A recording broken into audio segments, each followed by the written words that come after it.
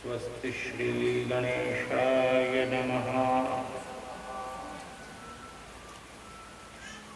श्री सरस्वत्यै नमः।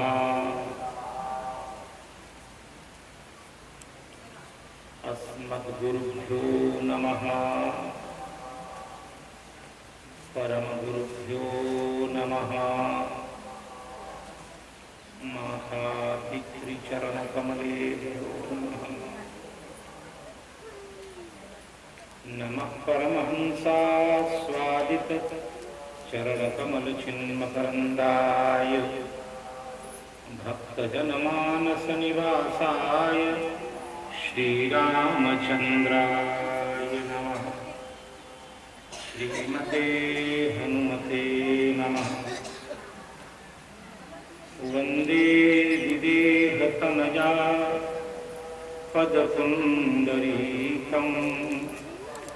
कैशोरसौरभ समाहृतयोगिचित्तम् हन्तुं त्रितापमनिशं मुनिहंससेव्यं सन्मानसारि परिपीतपरागपुञ्जम् दूर्वादलद्युतितनुं तरुणार्जनेत्रम् हेमाम्बरं वर विभूषणभूषिताङ्गम्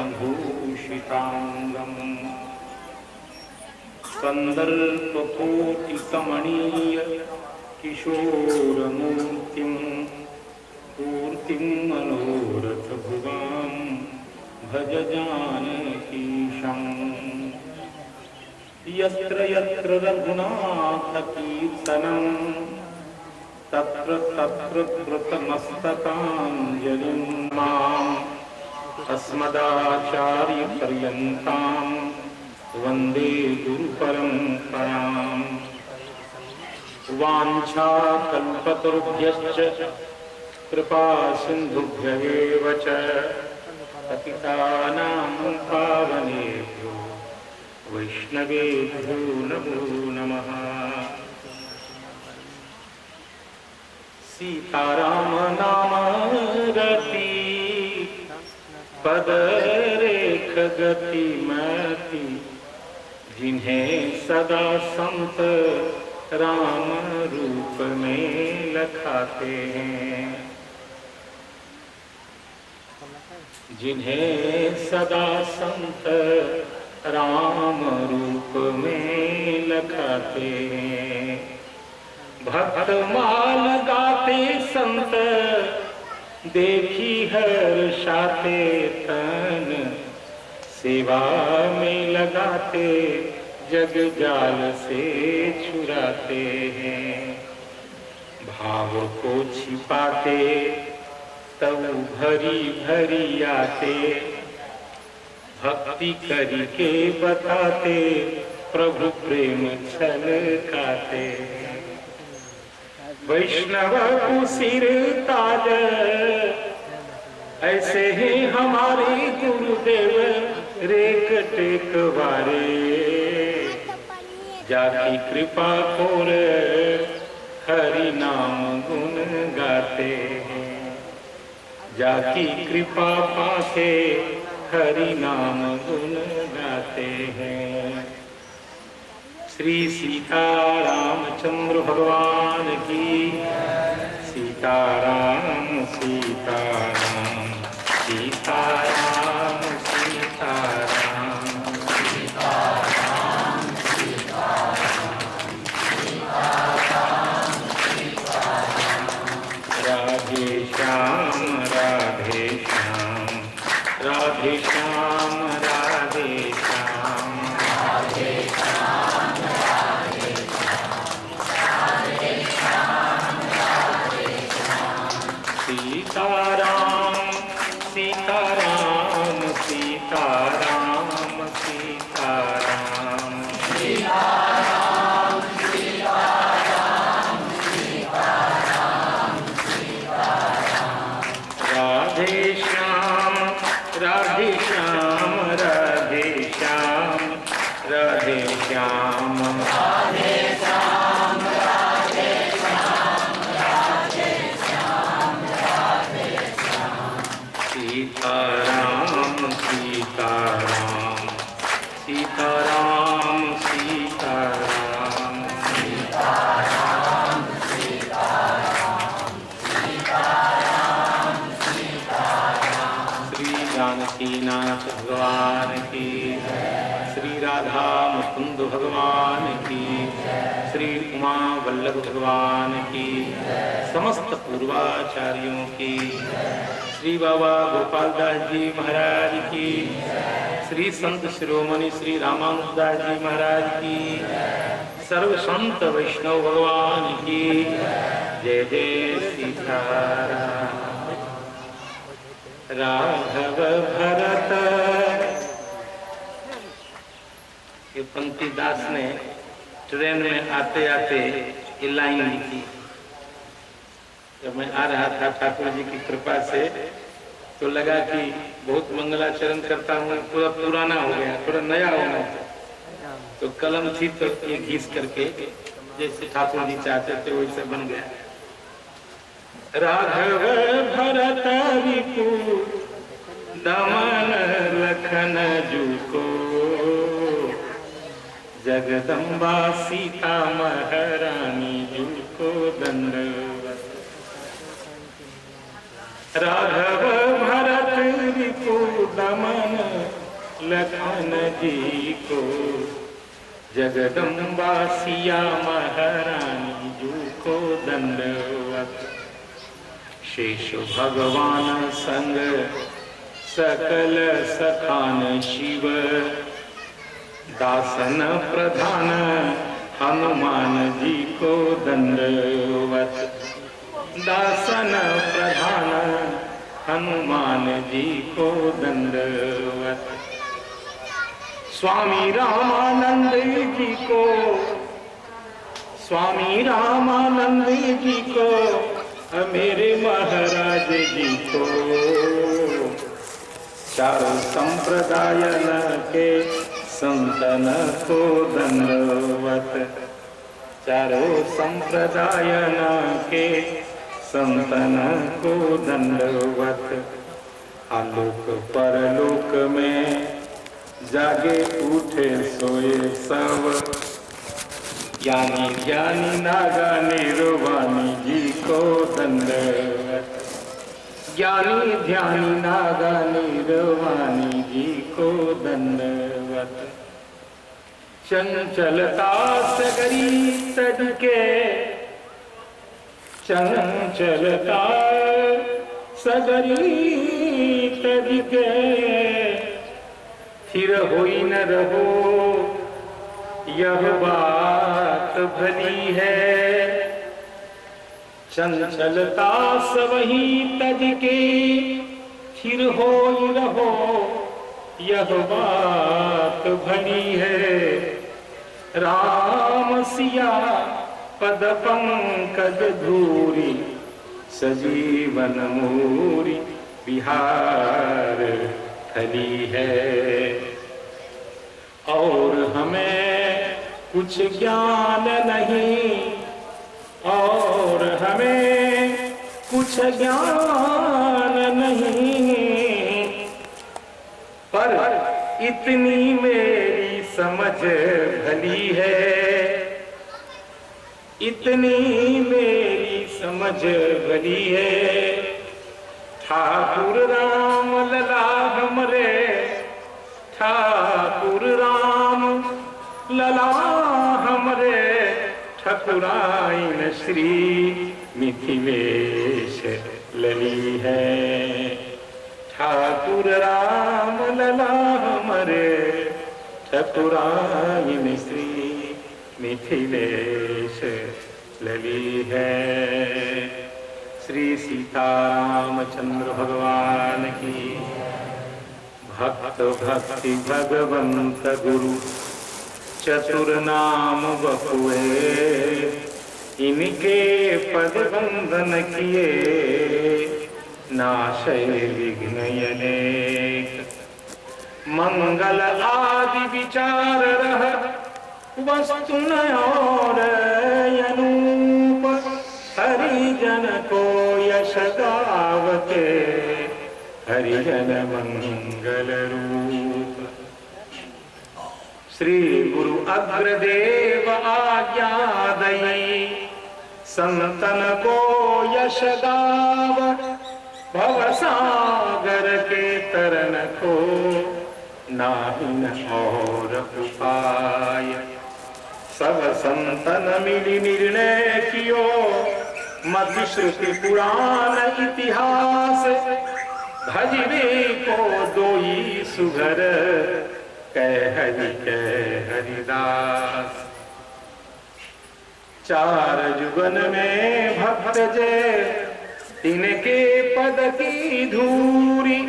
सरवस शिर धरि राख्यूं, मेरे जीवन मूरी।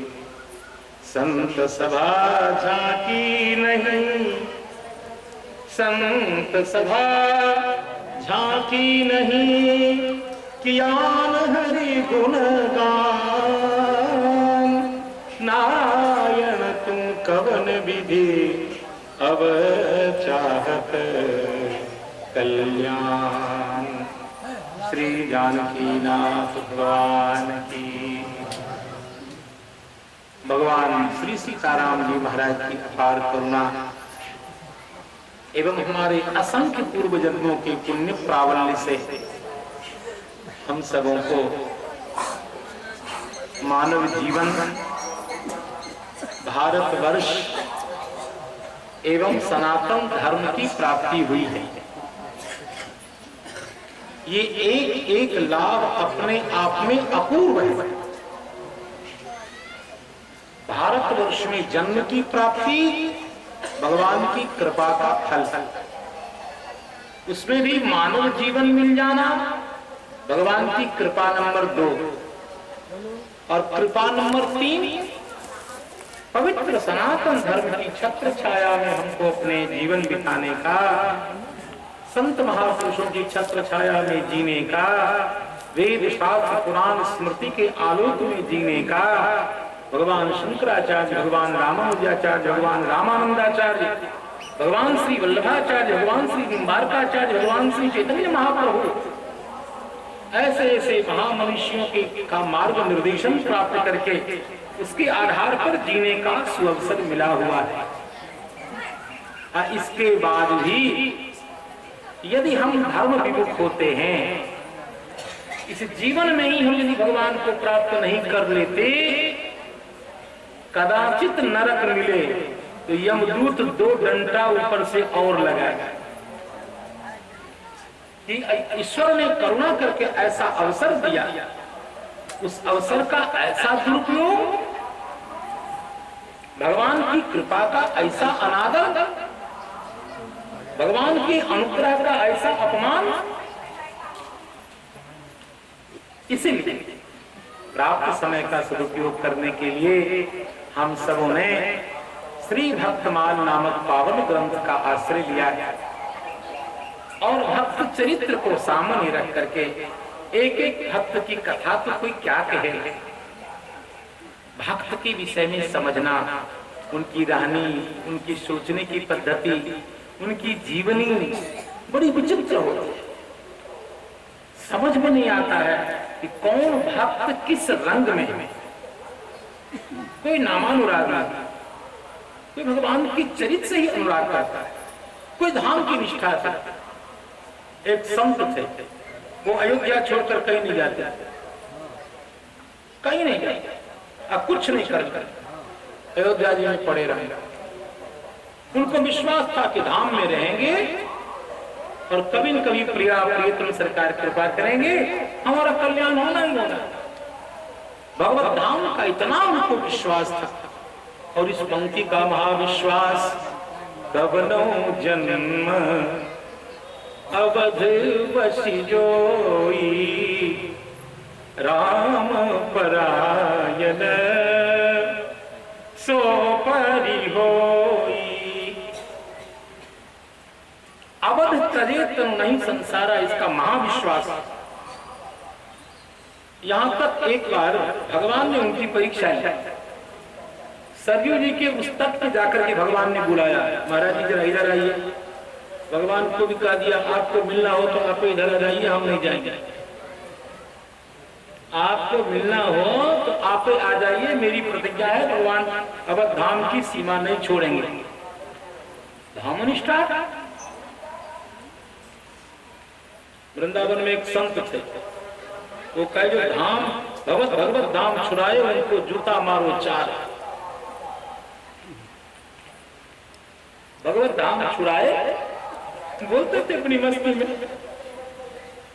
एक बार मेरे कहने पर कहे महाराज जी चलिए नहीं, पासे में कानपुर में प्रेमी है, कथा सुना दीजिए, भक्तमाल की कथा सुना दीजिए।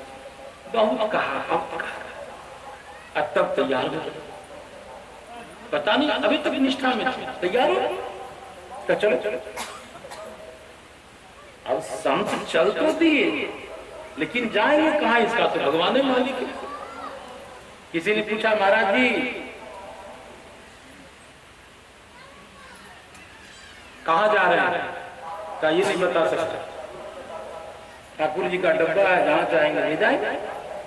कहाँ जाएंगे, ले रास्ते में संजोग से रिजर्वेशन नहीं मिला, ऊपर कोई छोकरा बैठा था। ऐसे महाराज जी सीधा हम भी खड़े, महाराज जी भी खड़े, रिजर्वेशन नहीं था, जनरल बॉगी में घुस गए। किसी लड़के का जूता महाराज जी के सर से टच कर गया। ऊपर आजकल के नए नए जमाने के छोकरे रहते हैं, उनको पता तो होता नहीं। राम किंकर जी मैंने कहा था ना, भगवान ने बात सत्य कर दी ना, जो भगवत धाम छुड़ाए उनको जूते मारो 4। अब मैं नहीं जाऊंगा, जय सिया कर फिर वापस साधु की अपनी मस्ती, साधु की मौज। जय सिया राम, आप कह देना जो कहना, अपने राम नहीं जाएंगे, अब फिर वापस। तो भैया हो कौन संत किस रंग में जीते हैं, किस तरंग में जीते हैं। हम जैसे साधारण जीव उनकी जीवनी, उनके हाव भाव कटाक्ष को नहीं समझ पाता। देखो एक कथा सुना, संत में दोष देखना सबसे बड़ा पाप है, साधारण पाप नहीं है। साधारण पाप नहीं है संत के दोष को देखना। पहले तो संत में दोष होता ही नहीं, संत में दोष नहीं होता। और यही कारण है, रामचरितमानस का वो प्रसंग याद करिए। श्री पार्वती माता ने जब पूछा कि भगवान राघवेंद्र का अवतार क्यों होता है, और भगवान महादेव ने जब कहा कि एक अवतार का प्रयोजन मैं बताता हूं कि नारद श्राप दीन एक बार। एक बार की बात है कि नारद जी ने भगवान को श्राप दिया, तो पार्वती माता ने कहा नारद जी श्राप देंगे। एक कल्प की कथा है कि परम्बा भगवती नारद जी से अनुप्राणित होकर भगवान महादेव को प्राप्त की है, इसलिए नारद जी को आचार्यवत सम्मान करते हैं। नारद जी की प्रेरणा पर भगवती ने भगवान महादेव के लिए तप किया तो उनको मार्गदर्शक मानकर गुरुवत सम्मान करते हैं। पार्वती माता ने कहा नारद श्राप देने के बारे मेरे गुरु जी ने भगवान विष्णु को श्राप दिया, ऐसा नहीं हो सकता। और कहते कहते पार्वती जी ने कहा का अपराध रमापति कीना, अर्थात भगवान विष्णु ने क्या अपराध किया कि मेरे गुरु जी ने श्राप दिया। इसका अर्थ है कि भगवान गलत हो सकते, मेरे गुरु जी गलत नहीं हो सकते। इसका सीधा मतलब ही भगवती पार्वती माता कह रही हैं कि का अपराध रमापति कीना, भगवान रमापति अपराध कर सकते हैं लेकिन मेरे गुरुजी अपराध नहीं कर सकते। भगवती पार्वती माता की निष्ठा से सिद्ध है कि संत अपराध करते ही नहीं, संत में दोष होता ही नहीं। श्री प्रियादास जी महाराज की जगह बहुत सुंदर लिखते हैं। उनके वचन को बोलने से पहले मैं एक भागवत का श्लोक आपको सुनाता। मैं प्राय बोलता हूं, मैं उसकी आवृत्ति कर रहा हूं। आप सब जितने मूर्ति यहाँ बैठे हैं, सबके घर में अगरबत्ती फूलबत्ती भगवान को अर्पित की जाती है। सब भगवान को मानते हैं, सुनते समझते हैं। लेकिन आपने कभी विचार किया कि आपकी सेवा को भगवान स्वीकार कर रहे हैं कि नहीं? आपने जो तुलसी दल अर्पित करते हैं, अगरबत्ती फूलबत्ती दिखाते हैं भगवान को, क्या आपकी सेवा को भगवान स्वीकार करते हैं? इसका उत्तर श्रीमद्भागवत महापुराण में है। चतुर्थ स्कंध के अंतिम में श्री नारद जी महाराज के श्रीमुख के वचन है, न भजति मनीषिणाम सयुज्याम। जो दुर्बुद्धि है, जो संत के दोष को देखता है, आप कितने भी भाव से पूजा करो, आंख से आंसू निकालो, चाहे एकदम सिर झुला झुला करके स्तुति कर। नारद जी कहते हैं भगवान उसकी सेवा को एकदम स्वीकार नहीं करते, चाहे आप एकदम तान खटका सब लगा। संत का दोष जो ही देखे, भगवान कहेंगे अपना अगरबत्ती फूलबत्ती अपने जेबी में रखो, तुमसे मुझे कोई मतलब नहीं। ये भागवत जी का मूल श्लोक है। न भजति मनीषिणाम सयुज्याम। भगवान आपकी पूजा को हरगिज नहीं स्वीकार करेंगे। यदि ये भगवान के लाडले, भगवान के प्यारे संतों पर आपका दोष दर्शन हुआ। कहते हैं आजकल के जो सुधरे हुए लोग हैं, वो सारा अपने कर्म करेगा सब, लेकिन किसी संत को गांजा पीते हुए देख लेगा तो वो सारा बस को प्रवचन देना शुरू कर देगा। तू नहीं जानते तुम्हारे में कितनी गंदगी है, पापी कहीं का, तुम्हें कोई गंदगी नहीं है। तू दो अक्षर पढ़ लिया कि फाय फाय फाय फाय बोल रहा है। महाराज जी गांजा पीते हैं, अच्छा तुम्हारे बाप का पीते हैं? अरे उनकी छाती है, वो चाहे दाह संस्कार कर ले, तुम्हारा क्या जाता है? अरे तुमको नहीं समझ में आवे, अलग हो जाओ। हमें तो बहुत पुराने लगे, हम संत को देखते हैं बस ठीक ठीक। तुलसीदास जी कहते संत भगवंत अंतर निरंतर नहीं। हमारे श्री महाराज एक बार ठाकुर जी को भोग लगने वाला था, नैवेद्य ठाकुर जी के मंदिर में जाने वाला, बस प्रवेश हो रहा था। संयोग से संत ने कहा कि महाराज जी अत्यंत भूख लगी, 3 दिन हो गए। रामचरण दादा संत को उठा दे। संत सब लोग आश्चर्यचकित हो गए, भगवान के मंदिर में जाने वाला थाल सीधे संत के पास। हमने पूछा महाराज जी का ठीक किया, रामायण में लिखा है मोहते अधिक संत कर लेखा। ये चौपाई खाली पढ़ने के लिए है कि चौपाई करने के लिए? अरे ये चौपाई खाली बोलने, गाने, तबला सारंगी को बजाने के लिए है कि जीवन में उतारने के लिए? और जीवन में उतार दिया, ये देखो उतार दिया। संत का दोष कतई नहीं देखते। यदि कोई व्यक्ति अपना कल्याण चाहता हो, संत में दोष होता ही नहीं। देखोगे क्या, आपकी आंख की बीमारी है जो दोष दिखता, अपनी आंख का इलाज करता। संत को ही संत दिखते हैं। जब हम संत नहीं होते हैं, असंत हैं, इसलिए कहीं दुर्गुण दिखता है। जब हम स्वयं बहुत अच्छे हो जाएंगे तो कहीं भी दोष दर्शन नहीं होगा। भगवान कहते हैं न भजति कुमनीशिलां सैद्यां हरिरधनात्मधन प्रियो रसज्ञः। क्यों कोई संत गांजा पी रहे हैं तो ये बताना कि महाराज जी गलत का गलत, बिल्कुल गलत। श्री प्रियादास जी अपना निर्णय देते हैं, संत हैं अनंत गुण, संत है अनंत गुण, अंत कौन पावे या को,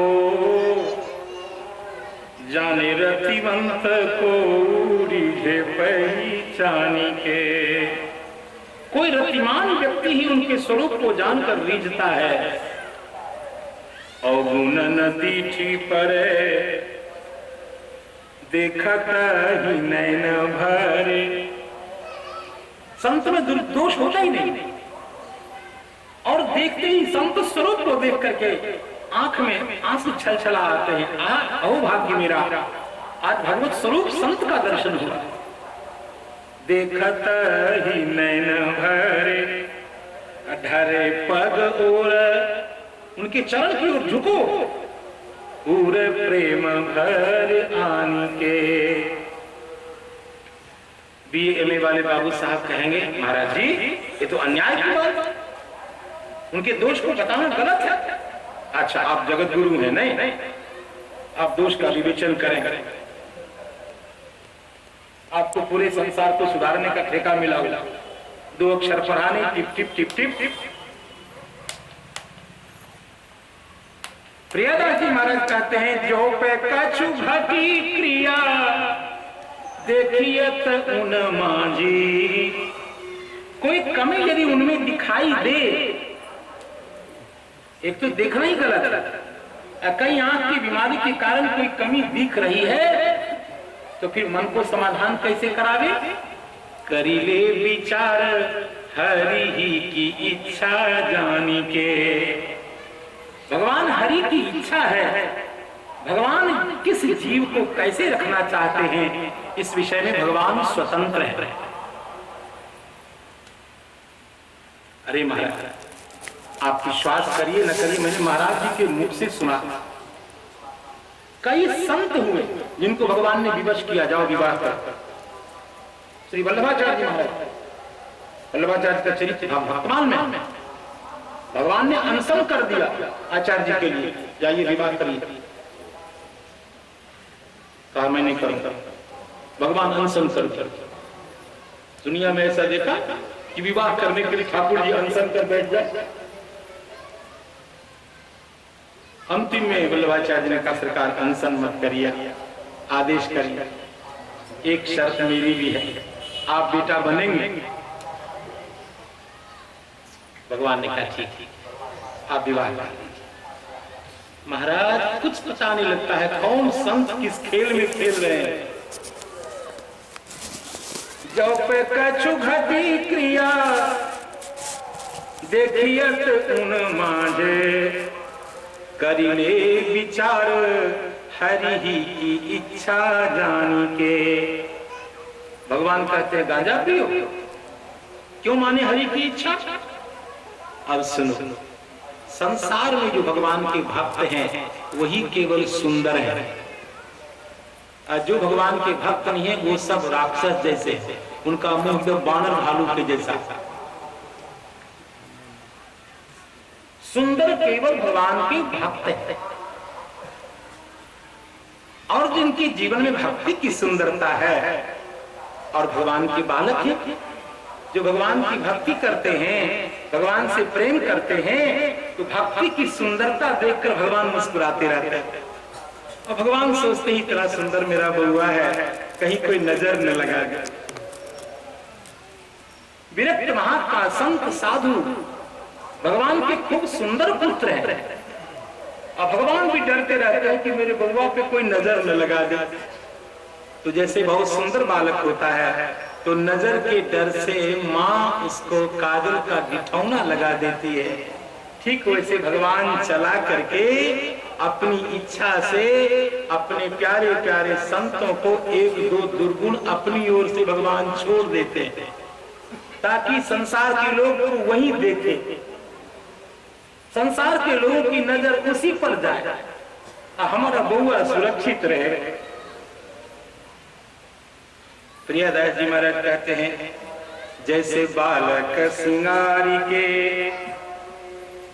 जैसे नन्हे बच्चे को खूब मैया प्यार से नहलाती है, हमको याद रिबन गुड़ देती है, पाउडर लगा देती है, और फिर देखती है तो मन में आता है इतना सुंदर मेरा बेटा है, कहीं गली से निकलेगा कोई डाइन फाइन।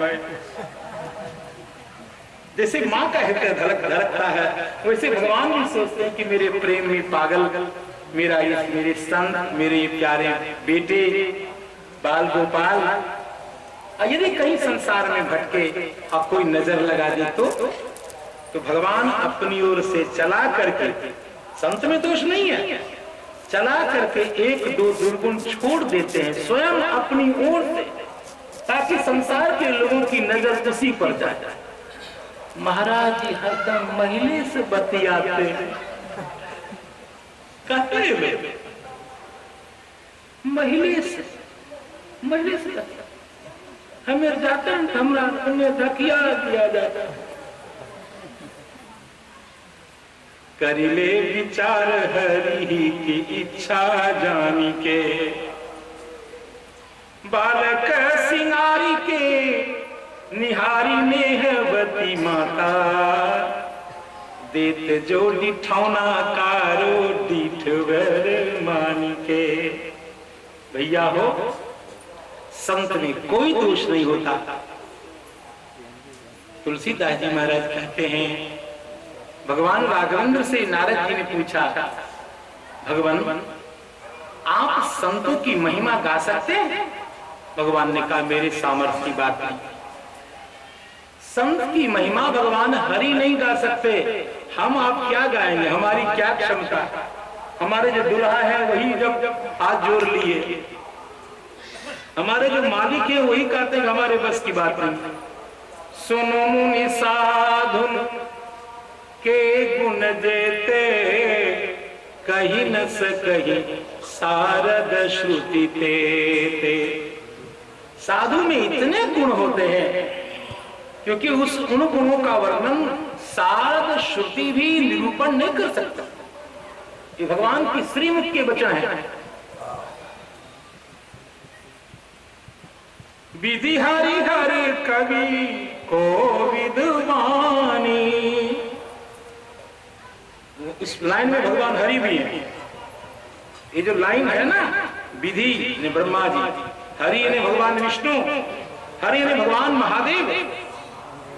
विधि हरि हरि कवि को विद्वानी, कहत साधु मही मास कुचानी। तुलसीदास जी कहते हैं जब ये बड़े बड़े दिग्गज लोग जब नहीं बता सकते तो तुलसीदास कैसे वर्णन करेगा। सोमो सन कहे जातन कैसे, साकवनि कमनि गुण गण जैसे। हम उसी प्रकार निरूपण नहीं कर सकते हैं।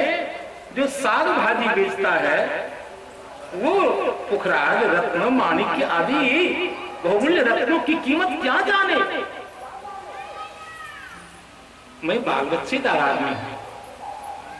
संत का जीवन, संत का स्वरूप, संत का रेख टेक, संतों का टकसार भरा जीवन,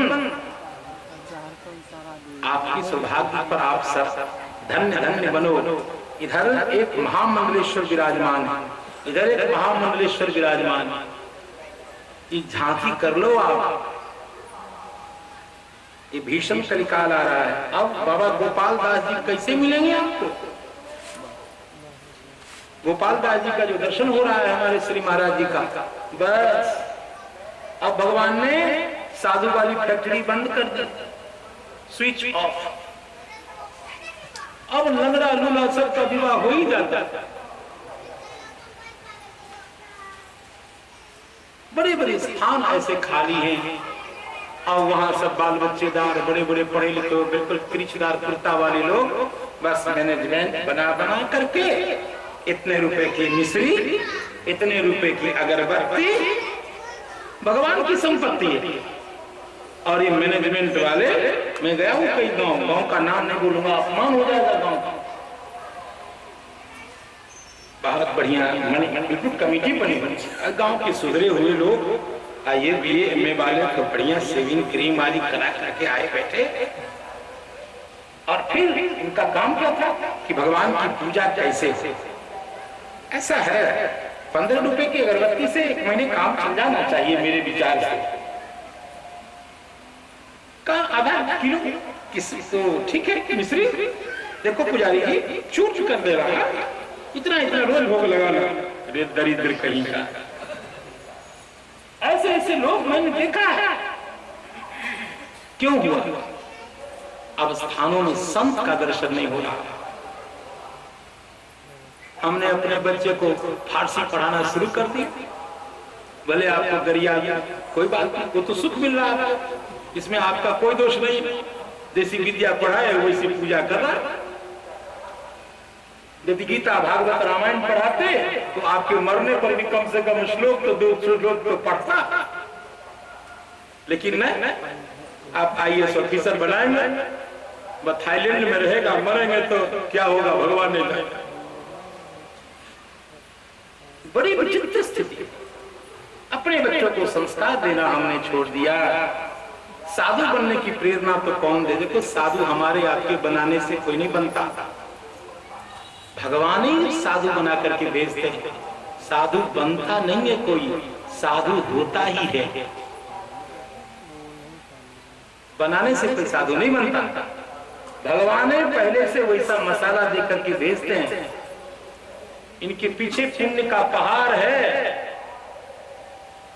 जब पुण्य का पर्वत होता है तो पुण्य का पर्वत धक्का लगाता है, तब किसी की हृदय में वैराग्य उत्पन्न होता है। नहीं तो वैराग्य, हे भगवान, बहुत कठिन काम। तो भैया मेरे ये बात मैंने इसलिए कही कि आज कितने सौभाग्य की बात है। मैं तो अपने भाग्य पे एकदम इतरा रहा हूं। इधर श्री स्वामी त्यागी जी महाराज, बाबा श्री गोपाल दास जी महाराज इधर से हमारी रक्षा कर रहे हैं। इधर से श्री सोनापुर बिहारी भगवान श्री रामानुजदास जी महाराज कृपा करके आज पधारे। तो इधर से भी हम तो एकदम फूले नहीं समाते, दोनों तरफ से महाराज जी रक्षा करने के लिए एकदम हम तो आनंद में। हम बहुत देर से देख रहे थे हमारी पार्टी के तो कोई साधु ही नहीं आ रहा। एक थे हम महाराज जी को देख देख करके कथा सुनाते थे, अब हमको सुविधा होगी, अब दोनों तरफ मुंह करेंगे। संत को देख करके कहने में जो आनंद आता है, तो भैया ये बहुत आनंद की बात है, हमारे गांव के सौभाग्य की बात है। संत पधारे, आप सब इनको प्रणाम करिए और इनके चरणों से आशीर्वाद लीजिए। आपके जीवन में धन्यता, भव्यता, सुगंधी आई। आज हमारे पूज्य श्री वंदनीय चरण श्री हरदेव बाबू की इच्छा थी कि आज थोड़ा आज मंगलवार तो हनुमान जी महाराज का स्मरण हो जाए, इसलिए बड़े प्यार से हमारे स्नेह के कारण एक और आयोजन हुआ, गोष्ठी के जैसा आयोजन हुआ। और हनुमान जी महाराज का थोड़ा आरंभ में मैं सुनता हूँ, मेरे कान एकदम जागरूक रहते हैं। थोड़ा सा सुंदरकांड का आरंभ तो हुआ, हनुमान जी का स्मरण तो हो ही गया। सुंदरकांड क्या बालकांड सुंदरकांड नहीं है? अयोध्या कांड सुंदर नहीं है? क्या अरण्य किष्किंधा सुंदर नहीं है? इसी कांड को सुंदरकांड क्यों कहा गया? थोड़ा सोचने की आवश्यकता है। जीव की सबसे बड़ी समस्या है कि जीव को भगवान की प्राप्ति नहीं हो रही, भगवान की विमुखता, ये जीव का सबसे बड़ा दुर्भाग्य है। और यही वो कांड है जिस कांड में श्री हनुमान जी महाराज को पराम्बिका का दर्शन हुआ। यही वो कांड है जिसमें लंकापुरी में बसे हुए विभीषण को भगवत चरण कमल की प्राप्ति हुई, शरण की प्राप्ति हुई। यही वो कांड है जिसमें जीव की आध्यात्मिक यात्रा आरंभ होती है। हनुमान जी महाराज पराम्बा भगवती राज राजेश्वरी श्री मिथिलेश राज दुलारी के दर्शन के लिए हनुमान जी चले और अनेक विघ्न बाधाओं को पार कर कैसे विभीषण जी से मार्गदर्शन प्राप्त करके भगवती का दर्शन करते। वाल्मीकि रामायण में विभीषण जी के साथ बातचीत का कोई उल्लेख नहीं ना। वाल्मीकि रामायण का तो एक रंग ही अलग है। वाल्मीकि रामायण में हनुमान जी महाराज जब लंका में प्रविष्ट हुए, हनुमान जी महाराज ढूंढने लगे, ढूंढते जब भगवती सीता माता नहीं मिली और ढूंढते एक बार मंदोदरी को रावण के शयन कक्ष में हनुमान जी ने देख लिया, तो उस समय हनुमान जी को भ्रम हो गया कि कहीं यही तो सीता जी नहीं। और हनुमान जी महाराज लगे उछलने, खंबे पे चढ़ जाते, वहीं से कूद जाते, फिर चढ़ जाते, वहीं से कूद जाते। आस्फोटयामास, भगवान वाल्मीकि कहते हैं, चुचुम्ब उच्छम ननंद चिक्रीड जगो जगामा। वानरी प्रकृति को हनुमान जी दिखाने लग गई आनंद के कारण। ओहो, पराम्बा भगवती सीता जी का दर्शन हो गया, आज हमारा जीवन धन्य हो गया, ऐसा हनुमान जी कहते नाचने लग गए। सहसा हनुमान जी को याद आया, जगदम्बा भगवती सीता मां रावण के प्रकोष्ठ में, वह भी इस प्रकार निश्चिंत होकर सोएगी। यह महिला तो भोजन करके सोई हुई है, इसने तो अलंकरण भी धारण किया है ना। ये जगदम्बा सीता जी नहीं हो सकती। अनेक युक्तियों से हनुमान जी ने विचार किया और निश्चय किया ना, ये सीता जी नहीं। और बहुत ढूंढने के बाद हनुमान जी को बड़ी ग्लानि हुई है, अब मैं जाकर क्या करूंगा, कहां मिलेंगी भगवती, ऐसे जाऊंगा। जब प्रभु को पता लग गया कि सीता जी का दर्शन नहीं हुआ तो ठाकुर जी तो नहीं बचेंगे। उसके बाद उनको इस दशा में देख करके लक्ष्मण जी नहीं रहेंगे, फिर सुग्रीव जाम्बवान आदि नहीं रहेंगे। उसके बाद अयोध्या जब समाचार जाएगा तो भरत शत्रु नहीं रहेंगे और इस प्रकार पूरी अयोध्या नष्ट हो जाएगी, पूरी बांडी सेना नष्ट हो जाएगी। हनुमान जी महाप्रलय की कल्पना करते हैं वाल्मीकि रामायण में और कहते हैं नहीं, मुझे भगवान को संदेश देने जाना ही नहीं, यही संन्यास धारण कर लूंगा, यही समुद्र के तट पर जाकर के अपने शरीर को छोड़ दूंगा, यहाँ के जलचर सब मुझे खा लेंगे, मैं वानप्रस्थ जीवन धारण कर लूंगा इत्यादि हनुमान जी कहने लगे। यहां तक हनुमान जी ने कहा कि मरनो भलो विदेश को जहां आप को, ये मेरी दशा हो जाए। लेकिन बोलते बोलते हनुमान जी को थोड़ा आवेश आया, मरूंगा क्यों, मरूंगा तो मरूंगा, लेकिन इस रावणवा को सल्टा के मरूंगा। एक बार अपने रघुनंदन भगवान को उसी प्रकार मरे हुए रावण को प्रस्तुत करूंगा, जैसे भगवान रुद्र को पशु अर्पित किया जाता है।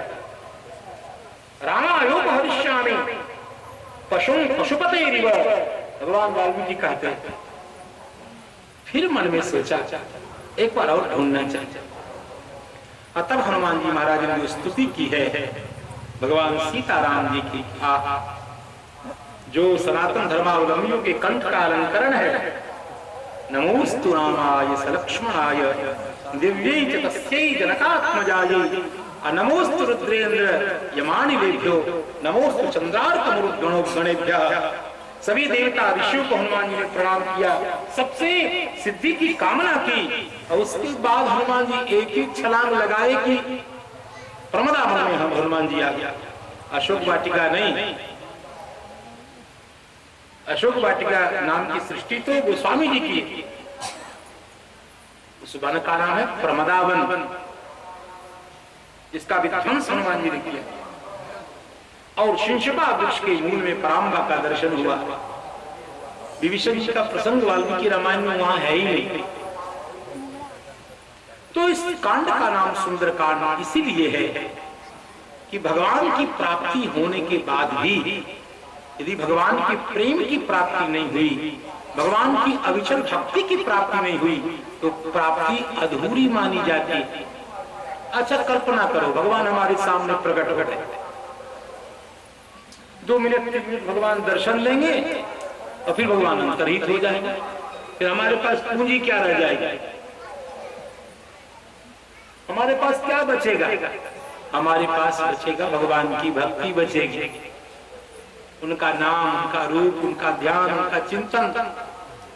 आखिर हमारी अपनी पूंजी है भक्ति, और भक्ति है श्री सीता माता। इसीलिए भगवान राम ने कहा, हनुमान जी मेरा दर्शन तो आपको हो गया, मेरी कृपा से आपको मेरी सेवा भी मिल गई, लेकिन जिनकी कृपा के बिना मेरा दर्शन अधूरा है, उनका दर्शन कीजिए।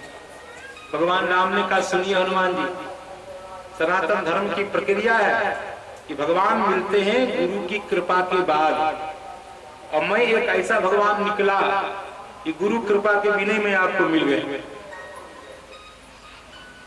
तो आखिर वैदिक प्रक्रिया का निर्वाह करेंगे कि नहीं? आप अपने गुरु महाराज का दर्शन करने जाइए। हमारे श्री संप्रदाय में जो आचार्य हैं, भगवती सीता माता। इस संप्रदाय का नाम श्री संप्रदाय है, राम संप्रदाय नहीं है। इस संप्रदाय की आद्य महारानी भगवती श्री सीता माता है। उन्होंने ही कृपा करके इस राम भक्ति परंपरा को जन्म दिया है, आरंभ किया।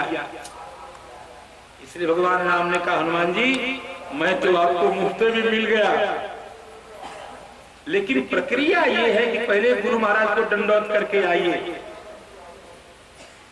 जाइए।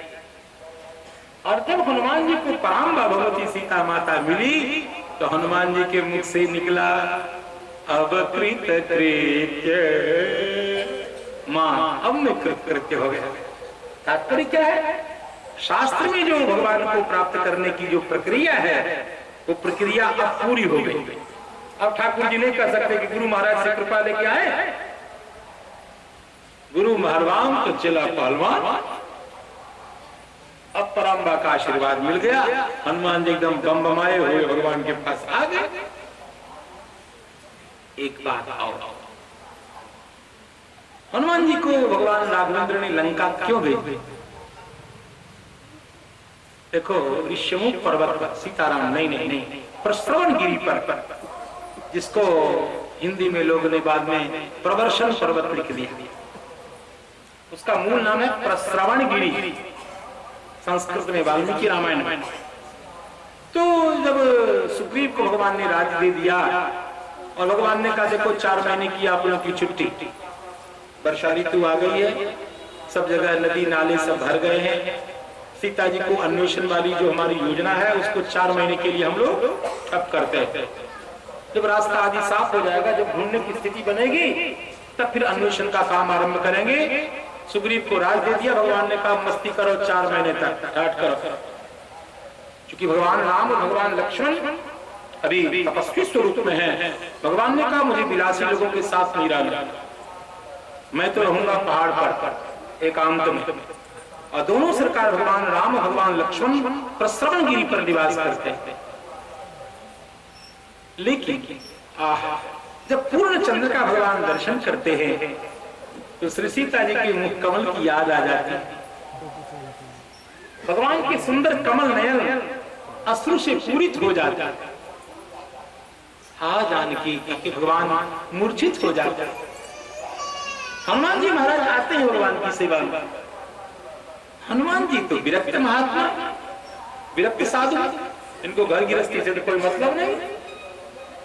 भगवान राम जब कहते हैं जानकी, तो हनुमान जी गौर से देखते, ओ ये तो बहुत रोते हैं। हनुमान जी को भी शायद पराम्बा की दिव्यता का अनुभव नहीं। हनुमान जी सोचते ठीक है, अभी मैंने सीता माता का दर्शन नहीं किया, अत्यंत सुंदरी रही होंगी, भगवान की भक्ता रही होंगी, भगवान उनके लिए रो रहे हैं, ये बात समझ में आती है। सीता जी माता का वियोग भगवान को सता रहा है, ये बात समझ में आ रही है। लेकिन भगवान भी धन्य है, 1 घंटा रोते चलो कोई बात नहीं, 2 घंटा रो लेते, 3 घंटा 4 घंटा 10 घंटा रो लेते। भगवान वाल्मीकि कहते हैं कि भगवान के कमल नयन कभी सूखते ही नहीं।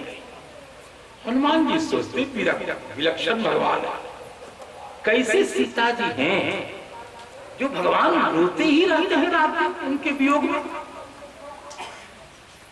एक विरक्त महात्मा जैसा सोच सकता, अरे ठीक है, अरे 2-3 घंटा रो लीजिए भाई, पत्नी वाली बात है, तो 3-4-5 घंटा रो लो। भगवान वाल्मीकि कहते जो ही भगवान कभी अब चका करके जगते हैं, हा सीते केन नीते हा विदेह वंश वैजयंती, ऐसा करके भगवान जगते हैं। भगवान राम समझने लगे, ओ हनुमान जी को भी सीता जी का दर्शन नहीं हुआ है ना, इसलिए ऐसा सोच रहे। इनको जिस किसी प्रकार सीता जी का दर्शन कराया जाए। और उसके बाद भगवान ने करुणा करके, भगवान का कोई काम किसी के बिना रुकता नहीं है। एक कीर्तनिया लोग जो गाते हैं कि कौन काटता राम के बंधन जो हनुमान में होते। हनुमान जी को ये गीत अच्छा लगता होगा। जब श्री हनुमान जी महाराज लंका जला करके आए, थर थर थर थर कांप रहे थे कि सरकार को पता लगेगा, इनकी आज्ञा के बिना मैंने लंका जला दी तो क्या कहेंगे पता नहीं। आप तो कहते हैं कि काम न चले कौन हम हनुमान के बिना राम के बिना वाला गीत गाते हैं, उसका जवाब दे रहा हूं, काम न चले और काम न हो। हनुमान जी महाराज थर थर थर थर थर भगवान की सेवा। भगवान ने कहा, हनुमान जी आप समुद्र पार कैसे किए? हनुमान जी ने कहा, समुद्र पार मैंने किया था। अच्छा, मैंने तो देखा सुना समझा है कि आपने समुद्र का उल्लंघन किया। कहा, सरकार मुझ में कहां क्षमता है। वाल्मीकि रामायण में हनुमान जी ने कहा, राघवस्य प्रसादेन, हे भगवान आपकी कृपा से मैं जो कुछ कर सका। अच्छा, मेरी कैसी कृपा?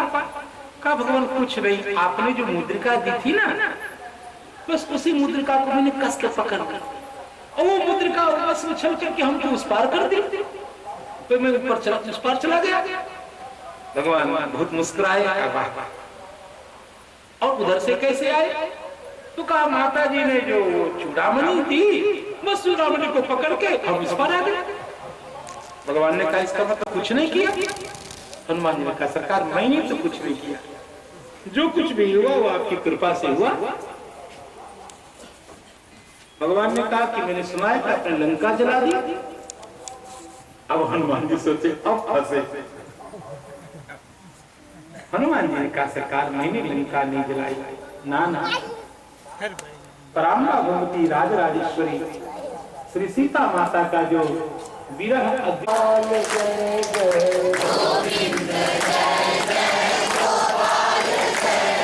श्री हनुमान जी महाराज की।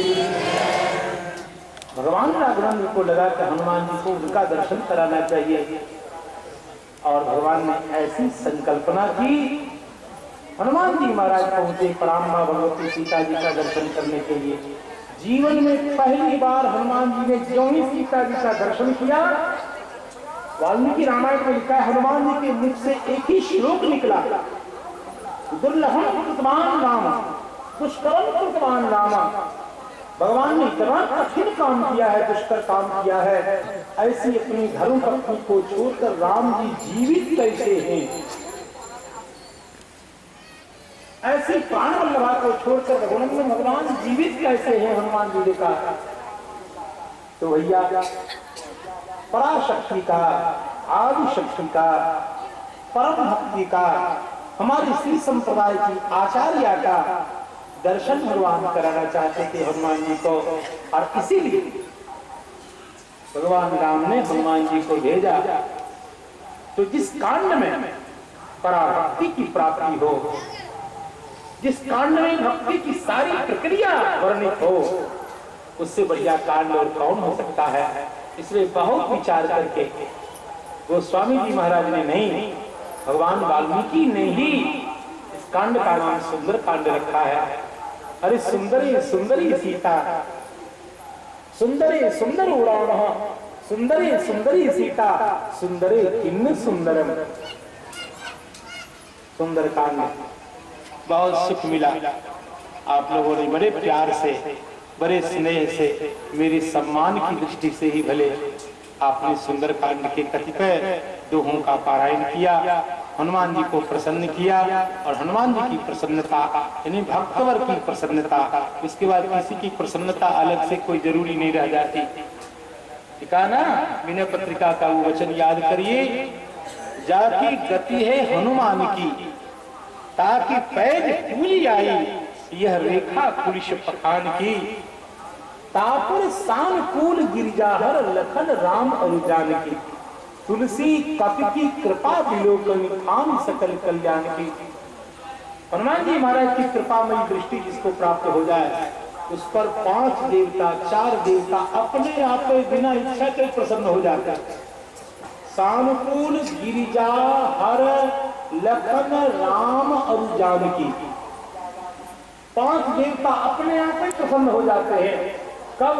जब तुलसी कपि की कृपा विलोकन खान सकल कल्याण। तो ये बात मैंने इसलिए कही कि आज सुंदरकांड का पारायण हुआ, इससे मुझे बहुत आनंद और संतोष की प्राप्ति हुई और बड़े स्नेह से ये कार्य संपादित हुआ। अब हम चले थोड़े संत चरित्र की ओर। और मैंने निवेदन किया था कि संत में दोष होते ही नहीं, और जो व्यक्ति संत के दोष को देखता है वो भगवान की कुदृष्टि का, कोप का भाजन बनता है। संत के जीवन में कभी जो कुछ दिखता है वो भगवत संकल्प से दिखता है। हम उसके रहस्य को, उसकी लीला को नहीं समझ पाते, इसलिए कभी कभी हम उनकी निंदा करते हैं और फिर अपराध के, भागवतापराध के, असह्यापचार के भागी बन जाते हैं, भगवान की निग्रह के भाजन बन जाते हैं। देखो, संत का अपराध हुआ जय विजय के द्वारा। भगवान की पार्षद है जय विजय। जय विजय ऐसे वैसे नहीं है, लेकिन सनकादिक महात्मा के प्रति दुर्भाव हुआ तो भगवान के धाम में होने पर भी उनको संसार में आना पड़ा। और दूसरी तरफ दैत्य वंश में उत्पन्न है प्रहलाद जी महाराज, और संत की कृपा हो गई, नारद जी की कृपा हो गई। तो दैत्य वंश में उत्पन्न होने से क्या हुआ? भगवान नरहरि की कृपा उनको प्राप्त हुई। तो आप कैसे भी हैं, यदि किसी संत का आश्रय ले लिया है, भागवतकार को कहते हैं किरात गुणाम्र पुलिंद पुलकसाहा आवीर कंका यवना प्रसादय ये नीच पापाः यदुपाश्रयाश्रया। यदुपाश्रयाश्रया का अर्थ है यदुपाश्रय, भगवान को जिन्होंने आश्रय बनाया, उनको जिन्होंने अपना आश्रय बना लिया, ऐसे पापी से पापी व्यक्ति का उद्धार हो जाता है। इसलिए संत का समाश्रय सर्वदा कल्याणकारी होता है। इसके बाद हम मूल कथा में प्रवेश करें। 2 बार हरि नाम संकीर्तन। गोविंद जय जय गोपाल जय जय, गोविंद जय जय गोपाल जय जय, गोविंद जय जय गोपाल जय जय,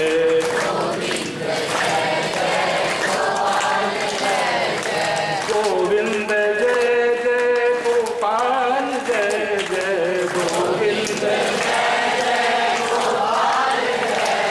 श्री राधा गोविंद जय जय,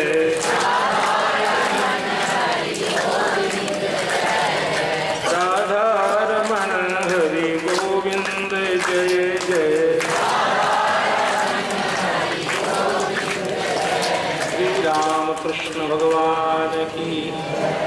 इसके बाद श्री नाभा स्वामी जी के रचित ग्रंथ पर टीका लिखने वाले बाबा श्री प्रियादास जी महाराज ने एक संत का चरित्र गाया है। संत का नाम है रंती देव जी। रंती देव की कथा श्री भक्तमाल में आई।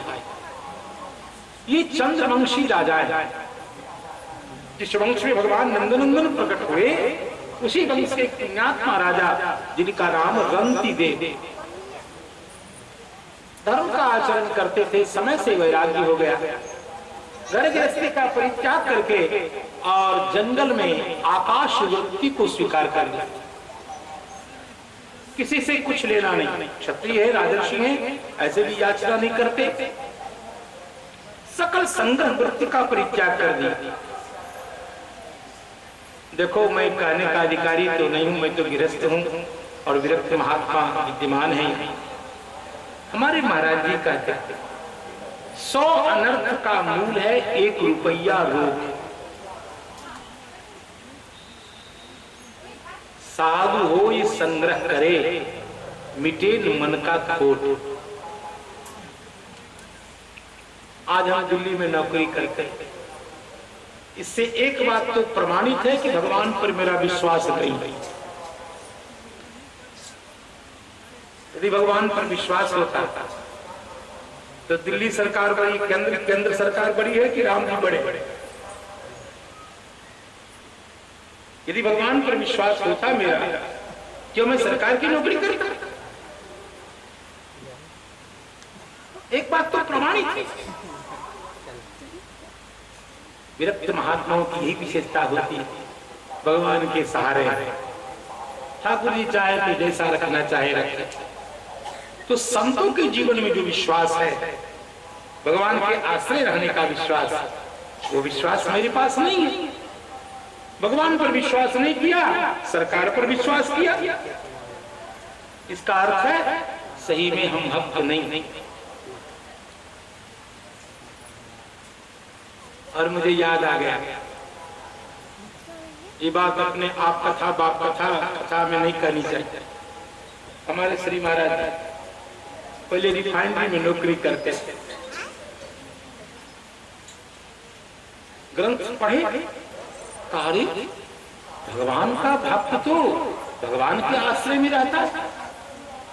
रामचरितमानस में लिखा है, सुन मुनि तो ही कहो सहरोसा। भगवान बड़ी गर्मी के साथ नारद जी से कहते हैं, भजही जेतहि मोहि सकल भरोसा, करम सदा तिन्हकी रखवारी, जिमि बालक राखे महतारी। जैसे माँ अपने बच्चे की रक्षा करती है, वैसे भगवान ऐसे आश्रित जीव की रक्षा करते हैं। इस चौपाई का चिंतन करते करते रिजाइन देके आ गए जय जय सीतारा। भक्त उसको कहेंगे कि उसको कहेंगे जो इंक्रीमेंट गिन रहा है। इसका अर्थ है कहीं न कहीं आपको भगवान का विश्वास नहीं है। भाई होशियार बनने की कोशिश मत करो, साफ साफ दिख रहा है भगवान का आश्रय है का, भगवान पर विश्वास है का। तब ठाकुर जी को कहना पड़ा, सुनो मुनि मोर दास। कहता तो है मेरा दास, मोर दास कहाई नर आशा, करई त कहूं कहां विश्वास। दास मेरा कहलाता है और आशा दूसरे की करता है। एक तो गोस्वामी जी ने लिखा है कि भगवान को ये तिलक बाना धारण किया हुआ व्यक्ति यदि भगवान पर आश्रित नहीं है, तिलक आदि लगा करके यदि वो कुछ गड़बड़ करता है, तो ऐसे वेशधारी भगवान को चुभते हैं भगवान। हम जैसे वैष्णव भगवान को चुभते हैं।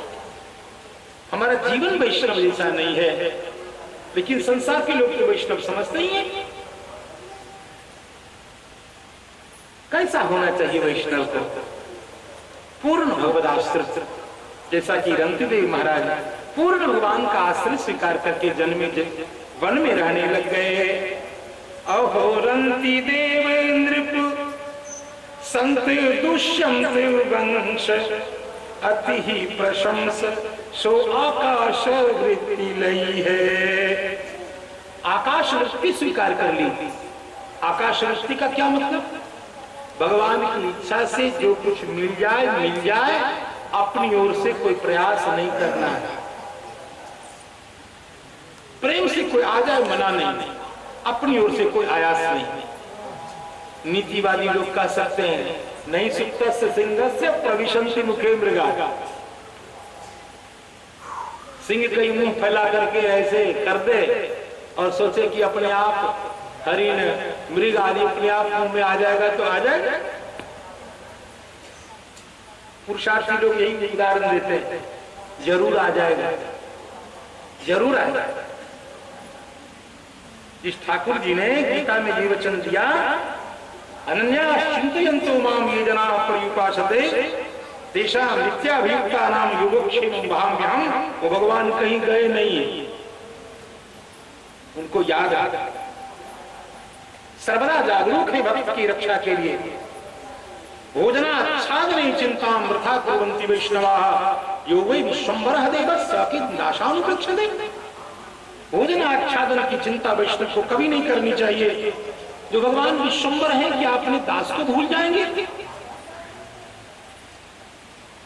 एक पंडित जी महाराज सदाचारी ब्राह्मण,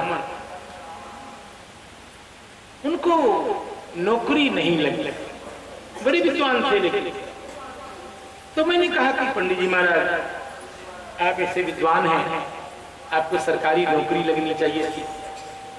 उन्होंने इतना सुंदर उत्तर दिया, मेरा नाम लेकर के बड़े प्यार से उन्होंने कहा आप तो जानते हैं, मैं एक श्लोक आपको सुनाता था। येन चित्रीकृता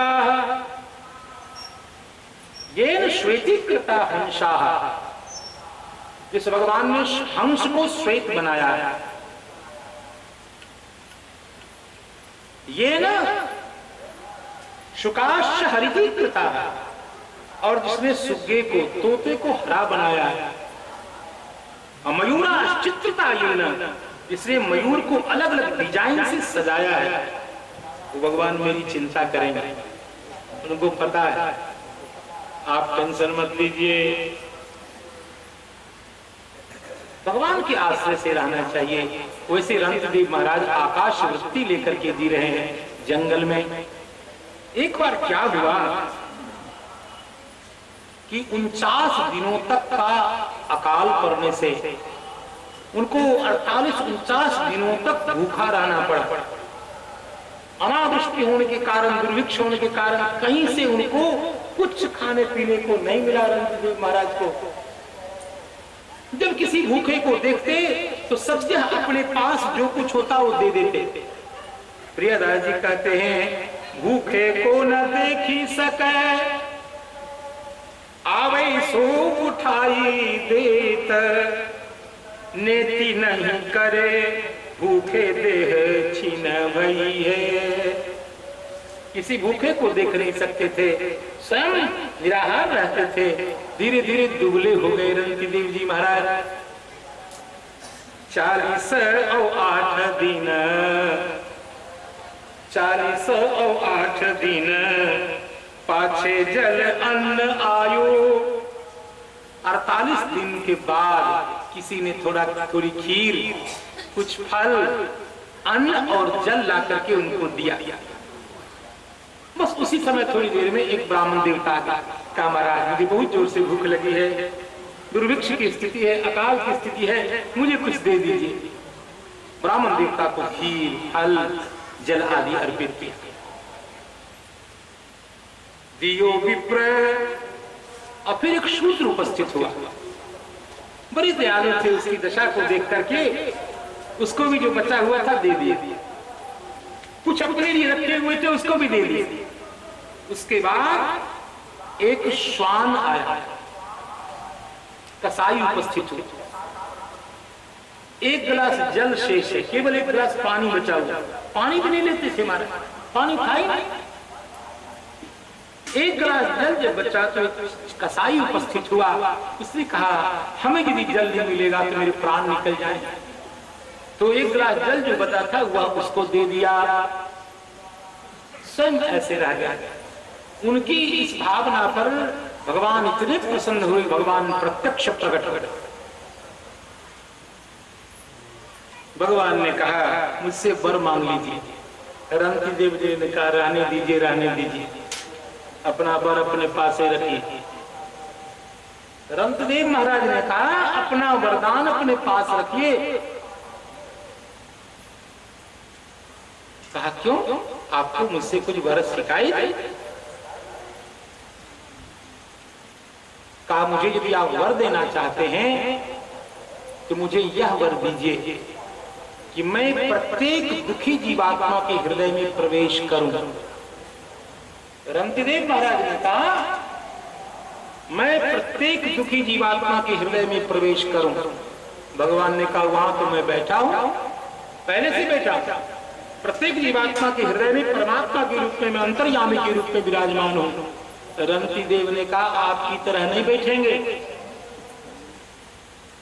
आप सबके हृदय में बैठे हैं तो भी जीव अज्ञानी है, आप सबके हृदय में बैठे हैं तो भी जीव दुखी है।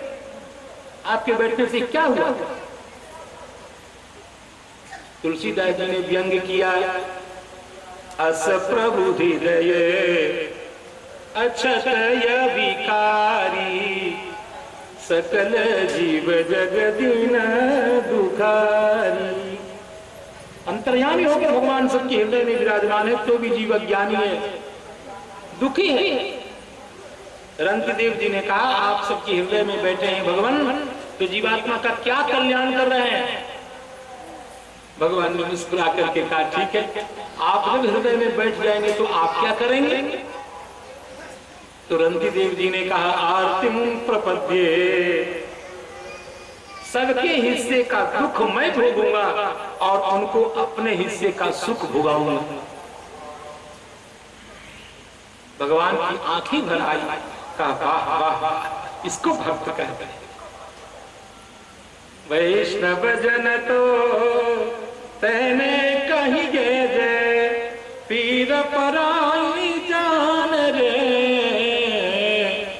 पर दुखी उपकार करे तोरा मन अभिमान नयान रे।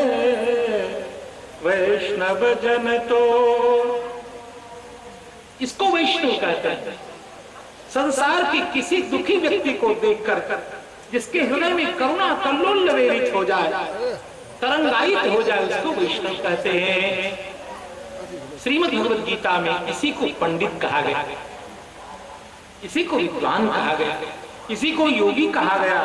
आत्मोपमेन भूतेषु, जितना सुख दुख जितना भाव अपनी आत्मा के प्रति है वैसा ही दूसरे के लिए अनुभव करना।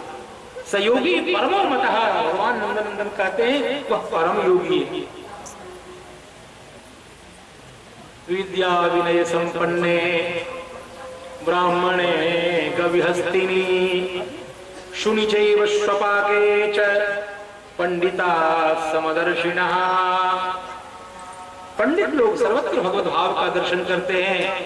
आत्मवत् सर्वभूतेषु, जैसे मेरी आत्मा सुख दुख का अनुभव करती है वैसे ही संसार की सभी आत्मा है, ऐसा मानकर भगवत भाव से सर्वत्र व्यवहार करते हैं वैष्णव जन। देखो, एक बार अर्जुन ने भगवान से पूछा, हे भगवान, आप संसार में सबसे सुलभ क्या है? भगवान ने कहा मैं। सबसे सुलभ क्या है? भगवान ने कहा मैं सबसे सुलभ हूं। थोड़ी भक्ति करो, मैं प्राप्त हूं। तस्याहं सुलभ पार्थ नित्य युक्तस्य योगिनः, मैं सुलभ हूं। अर्जुन ने लगे हाथ पूछ दिया कि भगवान आप सुलभ हैं तो संसार में सबसे दुर्लभ क्या है? भगवान ने कहा मेरे भक्त। तो आपसे भी ज्यादा कहा का भक्त का स्वरूप क्या है? का वासुदेव सर्वमिति समहात्मा सुदुर्लभ। श्री भगवान ने कहा कि जिसकी दृष्टि सर्वत्र वासुदेवमयी है वो महात्मा अत्यंत दुर्लभ है। ऐसे ही दुर्लभ महात्मा श्री रंतदेव जी महाराज। हरि को निहारे उन मांझ तब प्रभु आए, भाई दुख जीते भोगों भक्ति छई है। ऐसा कहा है रंत देव महाराज ने। इसके बाद श्री निषाद जी महाराज का परम पावन चरित्र है। इसके बाद योगेश्वर नवयोगेश्वर महाराज की कथा है और इसके अनंतर श्री बलि महाराज की कथा है, अक्रूर जी महाराज की कथा। अक्रूर जी महाराज के चरित्र को एक दो वाक्यों में ही प्रणाम करूंगा। जब कंस के पास नारद जी पहुंचे और नारद जी ने कहा, अरे कंस, तुम अपने को राजा कहते हो? राजा वो होता है जो राजनीति जाने। और राजनीति का मतलब क्या? घर में बैठे बैठे ये समझ में आ जाए कि हमारे शत्रु के घर पर आज क्या भोजन बन रहा है, वो राजनीति कर सकता है। और तुम इतने बेवकूफ हो। नारद जी ने कंस से कहा, तुमको अभी तक पता ही नहीं लगा कि कृष्ण बलराम कौन है। लो, आज मैं तुमको बता देता हूँ कि कृष्ण और बलराम वही हैं जिनके लिए आकाशवाणी हुई थी कि 8वां गर्भ तुम्हारा काल होगा। अब बात समझ में आ गई। और ऐसा कहकर नारद जी हरे कृष्ण गोविंद मुरारी कहते वहां से चले। अब कंस ने श्री कृष्ण और बलराम को बुला करके अखाड़े की तैयारी करके द्वार पर कुबेर को नियुक्त करके और भगवान को मारने की योजना बनाई कंस ने। और अक्रूर जी महाराज को बुलाया। अक्रूर जी आप जाइए और कृष्ण और बलराम को ये कह के बुला लीजिए कि मामा जी ने मेला देखने के लिए बुलाया है। अक्रूर जी मन में विचार करने लगे, कैसा पापी है, मैं भगवान को बुलाने जाऊं, यहां से भगवान को यहां बुला के मारेगा। लेकिन अक्रूर जी ने मन में विचार किया कि कंस भले पापी हो, लेकिन इसके कारण आज मुझको भगवान का दर्शन हो। संसार के लिए ये कंस पापी है, लेकिन मेरे लिए आज बहुत अच्छा सिद्ध हो रहा है। इसके कारण मैं भगवान कृष्ण और बलराम का आज दर्शन करूंगा। कोई है सुफल आज मम लोचन, आज मेरे लोचन पावन होने वाले हैं, सफल होने वाले हैं। देखी वदन पंकज भवमोचन, भवमोचन भगवान के मुखकमल का दर्शन आज करूंगा, जीवन धन्य धन्य होगा। कदा वृंदारण्ये विमल यमुना तीर पुलिने चरंतम गोविंदम हलधर सुदामादि सहितम अयि कृष्ण स्वामी मधुर मुरली वादन विभो। ऐसा चिंतन करते हुए श्री अक्रूर जी चले। अक्रूर जी चले, संध्या काल में पहुंचे व्रज और वहां यमुना जी के परम पावन तट पर भगवान मधुसूदन के चरण चिन्ह को बालू में उड़ा हुआ देखा। रथ से कूद पड़े, प्रभो अमूणी अंग्रदांशी, ये भगवान की चरण रज है। और रथ से कूद करके भगवान की चरण रज में लौटने लग गए अक्रूर जी। उधर से भगवान श्याम सुंदर को गोदोहन लीला संपन्न करते हुए आते हुए देखा। श्री अक्रूर जी भगवान के चरणों में धराम से गिर गए और भगवान ने चाचा चाचा कह के अक्रूर जी को उठा के हृदय से लगा लिया, बड़ा स्नेह दिया। आप जानते हैं इसके बाद अक्रूर जी महाराज भगवान को ले आए मथुरा। अब भगवान जब मथुरा चले हैं तो गोपिकाओं की क्या दशा हो गई है। गोपिकाएं जब भगवान को देखती हैं, पता लग गया कि ये मानने वाले नहीं है, ये मथुरा जाएंगे, कंस ने इनको बुलाया है। छोड़ मत जा जो जी महाराज, ये शब्द है मीरा जी के। छोड़ मत जा जो जी महाराज, हम अबला बलनाय गोसाई, तुम हमारे सिर तारे, छोड़ मत जा जो जी महाराज। इस प्रकार का वर्णन करने लगी गोपिकाएं। कोई रथ से लिपट गई, कोई आगे सो गई, किसी ने अश्व के लगाम को पकड़ लिया। इस प्रकार अनेक प्रकार से भगवान का अनुनय विनय जब गोपिकाएं करने लग गई, भगवान नहीं माने अंततो गत्वा, सबको आश्वस्त करके कृष्ण और बलराम रथारूढ़ हुए। तब मार्ग में अक्रूर जी को भगवान ने यमुना जी के तट पर संध्या वंदन काल में प्रलय का दर्शन कराया, अपने दिव्य लोक का दर्शन कराया, माया का दर्शन कराया। श्री अक्रूर जी महाराज ने भगवान की दिव्य स्तुति की। और उसके बाद जब भगवान मथुरा में प्रविष्ट हुए, दुल्हन के समान मथुरा को सजा दिया गया था और उस समय सामने वो रजक मिला, रजक धोबी। कहते हैं लोग कि वो वही रजक था रामावतार वाला, लेकिन ये बात गलत है। तो भगवान हम जैसे नहीं है, इस जन्म में बदला ले लिए तो अगला जन्म में बदला लेंगे, ये सब खचरपनी हम लोग की। भगवान में ये सब कुछ बातें नहीं देखी जाती। राम श्री सीता माता को जिसने अपशब्द कहे या सीता माता के ऊपर जिसने कटाक्ष किया, ऐसे धोबी का तो भगवान राम ने पहले ही उद्धार कर दिया। तो स्वामी जी ने कहा, सिय निंदक अघ ओघ नसाये, लोक विशोक वनाय बसाये। कहा जाता है कि जगदम्बा सीता जी की जिसने आलोचना की, ऐसा धोबी जब मरा तो नरक ने भी अपना फाटक बंद कर लिया। लेकिन हमारे भगवान रामचंद्र महाराज तो राजाधिराज हैं। उस धोबी ने वहीं से भगवान को याद किया, भगवान भले हम पापी हैं लेकिन अयोध्यावासी, हम आपकी प्रजा हैं सरकार। भगवान ने कहा चिंता मत करो, नरक ने फाटक बंद कर लिया, कोई चिंता की बात नहीं। तुम अयोध्यावासी हो, मेरी प्रजा हो, तुम्हारे संरक्षण का दायित्व मेरा है, चिंता मत करो। भगवान राम ने उस धोबी के लिए एक लोक बनाया, स्पेशल धोबी के लिए, और उस लोक का नाम रखा विशोक। और कहा तुम जाओ इस लोक में। तुलसीदास जी महाराज की कलम चली, सिय निंदक अघ ओघ नसाये, लोक विशोक बनाय बसाये। लोक विशोक बना करके भगवान ने अपने उस सिय निंदक को वहां जाकर बसा दिया। वो धोबी नहीं है, कोई दूसरा है।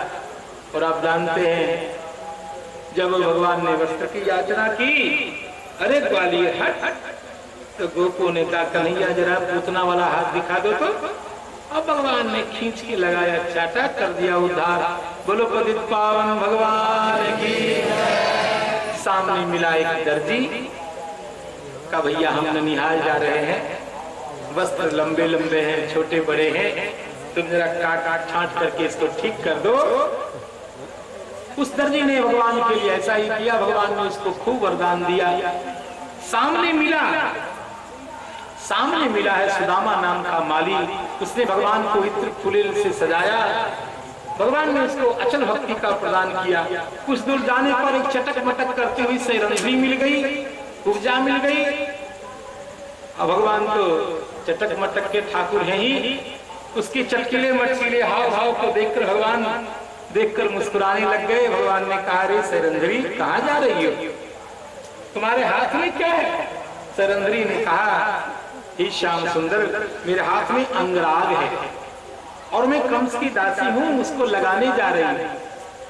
भगवान ने कहा, मैं ननिहाल जा रहा हूँ, जरा मुझे भी परफ्यूम लगा दो, मुझे भी जरा सेंटेड करो। और उस पूजा ने भगवान के दिव्य परात पर, चिन्मय श्री विग्रह पर अपने हाथ से अंगराग का लेप लगा दिया। भगवान इतने प्रसन्न हुए, भगवान ने विचार किया कि इसने मुझे सुंदर बनाया, सजा दिया, और अब ये कुरूप रहे, उपजा रहे, ये ठीक नहीं। भगवान ने अपने चरण से उसके पैर को दबाकर थोड़ा चिबुक को, ठोड़ी को उचका दिया। इतने मात्र से इतनी सुंदर हो गई, क्या बात है। इसके बाद तो भगवान के पीछे ही लग गई। तो भगवान ने कहा, चिंता मत करो, चिंता मत करो, मैं आऊंगा। दुष्टों का उद्धार करके। और उसी समय भगवान ने अक्रूर जी से कहा, अक्रूर जी आप भी जाइए और फिर मैं आपके यहाँ आऊंगा फिर बाद में दर्शन लेने के लिए। अक्रूर जी भगवान के परम भक्त माने गए। गोपिकाएं लेकिन पसंद इनको नहीं करती। किसने इनका नाम अक्रूर रख दिया? इनका नाम तो क्रूर होना चाहिए, क्योंकि इन्होंने मेरे प्राण धन को मेरे हृदय से कर्षण करके मथुरा तक पहुंचा दिया। ये किसने इनका नाम अक्रूर रखा?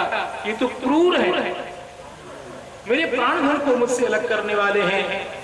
गोपिकाओं ने भले इनको अच्छा नहीं माना, लेकिन हृदय के ये परम भक्त थे श्री अक्रूर जी महाराज। इनकी भक्ति भागवत आदि शास्त्रों में वर्णित है।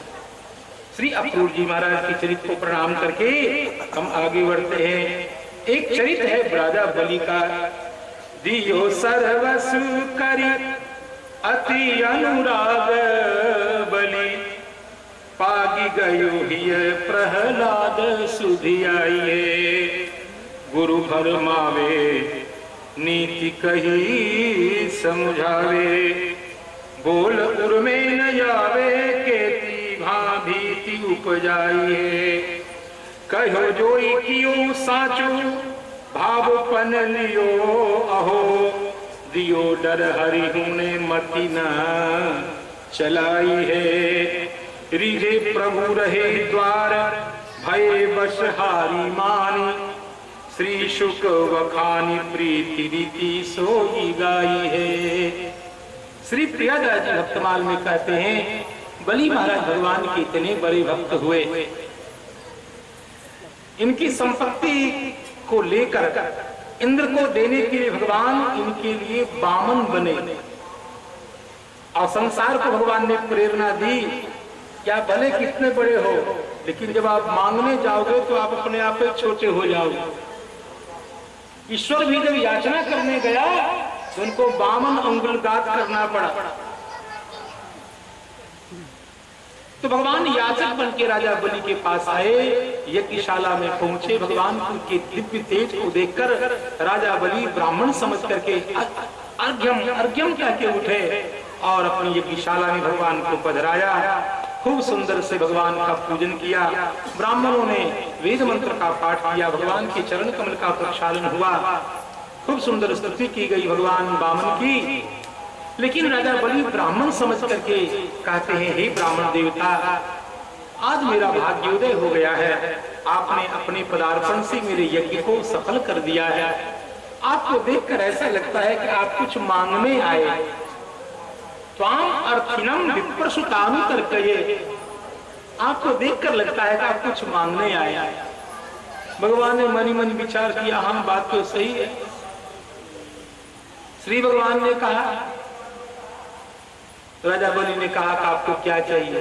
गाय, देश, स्वर्ण, धेनु, सुंदर सुंदर मिष्टान्न, आभूषण आदि जो कोई वस्तु चाहिए आप मांग लीजिए। अथवा अभी तो आप नन्हे से ब्राह्मण बटू बन के आए हैं, कहीं विवाह करने की इच्छा हो गई हो तो वो भी बता दीजिए, किसी पंडित जी की कन्या को तैयार करूं। त्वाम अर्थिनम गाम पेयम उतवा विप्रकन्याम, भागवत का मूल श्लोक। भगवान ने मन में विचार किया, लेना तो बहुत कुछ है इससे, राजा बलि से, लेकिन जिससे कुछ लेना हो पहले उसकी थोड़ी प्रशंसा करनी चाहिए। तो भगवान बामन महाराज लगे राजा बलि की प्रशंसा करने। राजन, आप जो कह रहे हैं अपने गौरव के अनुकूल ही कह रहे हैं। आपके परदादा थे हिरण्यकशिपु, जिनके डर के मारे विष्णु भी भाग गए। ये कौन बोल रहे हैं? स्वयं विष्णु भगवान बोल रहे हैं। ऐसे पराक्रमी थे आपके परदादा कि जिनके डर के मारे विष्णु भगवान भी भाग गए थे। उन्हीं के वंश में प्रहलाद जी उत्पन्न हुए। प्रहलाद जी तो भक्तों में नक्षत्र के समान हुए। आपके बाबा थे और आपके पूज्य पिताजी, जिनका नाम बहुत सुंदर यश ख्याति की परंपरा में प्रसिद्ध है, इतने बड़े दानी थे। एक बार इंद्र ब्राह्मण बन के आया और उनसे जीवन ही मांग लिया, तो आपके पूज्य पिताजी ने अपना जीवन ब्राह्मण को दे दिया। आप उनके ही पुत्र हैं। तो आपने यदि उदारता की बात की तो अपनी कुल परंपरा के अनुरूप ही की, लेकिन मैं संतोषी ब्राह्मण हूं, मैं लोभी नहीं हूं, मुझे ज्यादा कुछ नहीं चाहिए, 3 पग भूमि चाहिए बस। पदानि त्रीणि दैत्येन्द्र सम्मितानि पदा मम। मैं अपने पैर से मापूं, भगवान कहते हैं अपने पैर से मापूंगा, 3 कदम 3 पग भूमि चाहिए। राजा बलि हंसने लगे, कहा अभी छोटे ब्राह्मण हैं, बुद्धि कच्ची है, मांगने नहीं आ रहा। राजा बलि ने कहा, हे ब्राह्मण देवता, 3 पग भूमि से क्या होगा? कहाँ तो आप ठाकुर जी को रखोगे, कहाँ आसन लगाओगे, कहाँ कमंडल रखोगे, कहाँ तो सोओगे। अरे मेरे यहाँ मांगने के बाद फिर आप दूसरे के यहाँ मांगने जाएंगे, मेरी गरिमा के अनुरूप नहीं होगा। आप कोई देश मांग लीजिए, कोई गांव मांग लीजिए, और कुछ मांग लीजिए। भगवान ने कहा नहीं, लोभ करने से ब्राह्मण का तेज नष्ट होता है। संसार में कोई ऐसी सामग्री नहीं जो लोभी को तृप्त कर दे। मैं निर्लोभ ब्राह्मण हूं, मैं 3 पग भूमि चाहता हूं बस। राजा बलि ने कहा 3 पग भूमि ही आपको चाहिए तो मैं किसी राक्षस को कहा देता हूं, वो माप देगा। जिसका एक भाग 5-5 कोष का है तो कम से कम 15 कोष धरती तो आपको होगी। भगवान ने कहा नहीं, बस मेरे ही चरण से केवल 3 पग धरती चाहिए। श्री भगवान ने जब ऐसा कहा तो राजा बलि के गुरु शुक्राचार्य ने जरा गौर से देखा कि कौन है श्रीमान, और गौर से राजा बलि के गुरु शुक्राचार्य ने जब देखा तो पहचान लिया, आप हैं, आप मुरली मनोहर माँ के बिहारी हैं आप। कहा राजन ये कौन है? ये साक्षात विष्णु हैं। कश्यपात अदितेर जाता देवानाम कार्य साधक। कश्यप भगवान से अदिति में उत्पन्न हुए हैं, देवताओं के कार्य को सिद्ध करने के लिए ये साक्षात नारायण हैं। संकल्प मत करो, इनको देने का संकल्प मत करो। राजा बलि ने कहा गुरुजी आपने अपना काम कर दिया, गुरुजी का काम है भगवान का परिचय कराना, तो आपने परिचय करा दिया, लेकिन मैंने मन ही मन संकल्प कर लिया इनको देना है। अगर सही में भगवान है तो चाटा मार के भी ले सकते हैं। ये हमें रानी बनाने के लिए आए हैं और आज मैं इनको मना कर दूं, इनको देकर के यदि मैं कंगाल हो जाऊंगा तो कल मेरा बेटा पोता ये कहेगा कि मेरे बाबा वो शेर थे, भगवान को भी दिया उन्होंने, भगवान उनके दरवाजे पर भीख मांगने के लिए आए थे और मेरे बाबा ने भगवान को भी दे दिया। मैं इस अवसर को चूकूंगा नहीं। कहा तो जाता है कि जो ही राजा बलि दान का संकल्प करने को उद्यत हुए तो शुक्राचार्य जी मक्खी बनकर के शंख में घुस गए। मूल भागवत में ये कथा नहीं, कथावाचक लोग बोलते हैं। अब जब वो विष्णु विष्णु विष्णु आरंभ हुआ तो विष्णु रूपाय ब्राह्मणाय, विष्णु है यहाँ, विष्णु रूपाय ब्राह्मणाय तो हम कैसे होगा, यहाँ तो साक्षात विष्णु ही है। जो संग से जल गिरे ही नहीं। भगवान का क्या हो रहा है भाई? तो भगवान ने सीख लेकर के नली को साफ कर दिया। शुक्राचार्य की आंख में वो सीख धस गई, एक ट्यूबलाइट ऑफ। शुक्राचार्य ने सोचा अब यदि पुनः विघ्न करूंगा, दूसरी बार फिर कहीं भगवान सफाई किए तो बेला ही पार हो जाए, निकलो। और संकल्प पूरा हो गया। शुक्राचार्य ने कहा था देखो राजन, धर्म करने का एक हिसाब होता, कैसा भी धर्मात्मा हो अपनी संपत्ति का 5 भाग करो। एक भाग से धर्माय, दूसरे भाग से अर्थाय, धर्माय यशस्र्थाय, कामाय सुख भोगो। एक भाग से पैसा बढ़ाओ, एक भाग से अपने परिवार में कोई कमजोर हो, हल्का सहारा देने से उसका विकास हो जाएगा, उसको दो। एक भाग से सुख हो। इस प्रकार अपनी संपत्ति को 5 भागों में बांट करके जो गृहस्थ जीता है, इस लोक और परलोक में सुख प्राप्त करता है। जब शुक्राचार्य की बात राजा बलि ने नहीं मानी तो शुक्राचार्य ने श्राप दे दिया, जाओ श्रीहीन हो जाओ। गुरु जी के श्राप को स्वीकार किया, भगवान के छल को स्वीकार किया और भगवान अपने विराट रूप में प्रकट हो गए। क्षितिम पदे के न बदे विचक्र में एक पग में संपूर्ण पृथ्वी को माप ली, हाथ फैला दिया, आकाश संपूर्ण माप लिया। द्वितीय चरण में भगवान ने आगे किए तो भूर्भुवः स्वः महाजना तप सत्यम सत्य लोग तो भगवान के चरण चले गए। ब्रह्मा जी भजन कर रहे थे, भगवान के चरण को देखा ब्रह्मलोक में। ब्रह्मा जी ने कमंडलू के जल से भगवान के चरण का प्रक्षालन कर दिया, कमंडलू में रख लिया। वही कमंडलू का जल भगवान वामन के चरण कमल के जल वही श्री गंगा जी। गंगा जी का मतलब और कुछ नहीं, गंगा जी का मतलब भगवान वामन के चरणामृत।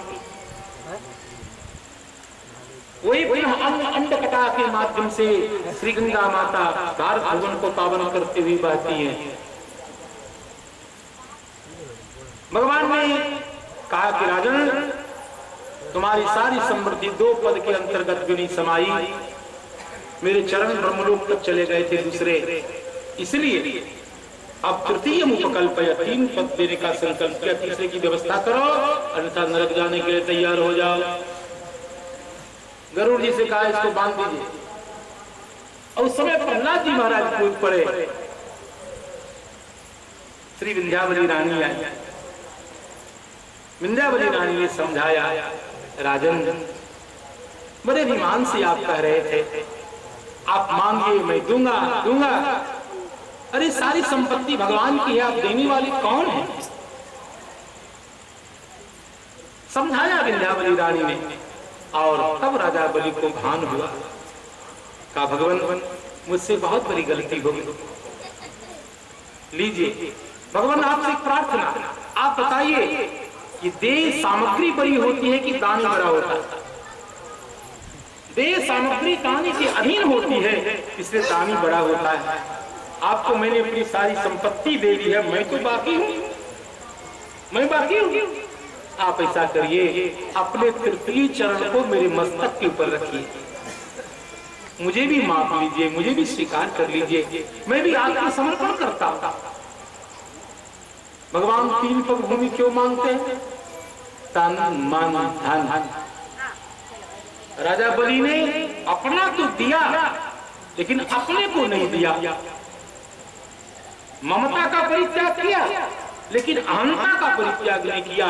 भगवान दोनों का समर्पण चाहते हैं। आपकी जो चीज है वो तो भगवान की है ही, और आप भी भगवान के ही हो।